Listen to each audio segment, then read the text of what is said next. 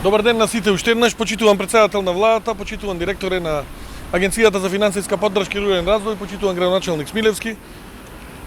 Уредувањето на инфраструктурата е исклучително важно за македонската влада и за ресорното Министерство за транспорт и врски.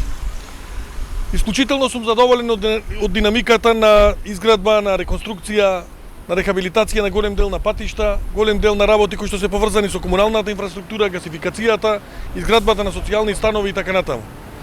Во овие години скоро сум секојдневно на терен и можам да видам како навистина она што беше претходно разговарано со голем дел на граѓани стопанственици, актуелната власт го исполнува.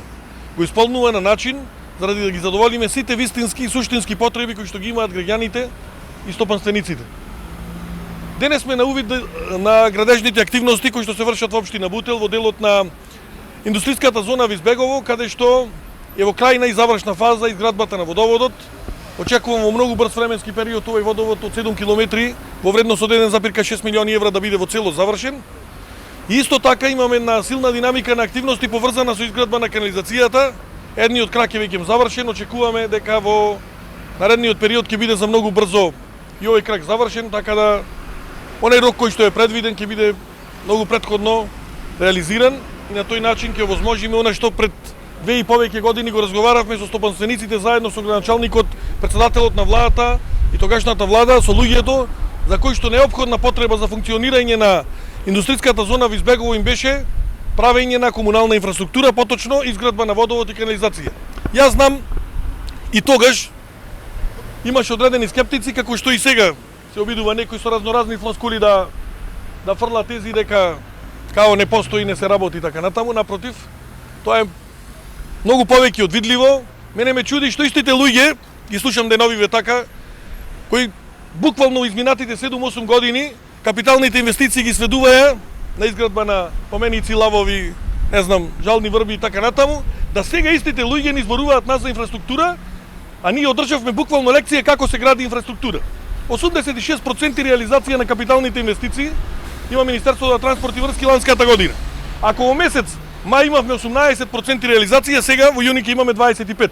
Денеска во текот на денешниот и вчерашниот ден потпиша фактури кои што ќе бидат реализирани овие денови, значи практично од утре вториот квартал на ресорното министерство ќе биде 25%. Она што сакам уште еднаш да го потенцираме, ние не застануваме тука. Ќе продолжиме со оваа силна динамика затоа што проектите покрај здравствената криза која што е за жал се уште присутна, ние не застануваме тука. Напротив, оние проекти кои што се планирани и после изборите да се прават, ќе отпочнат со тендерирање.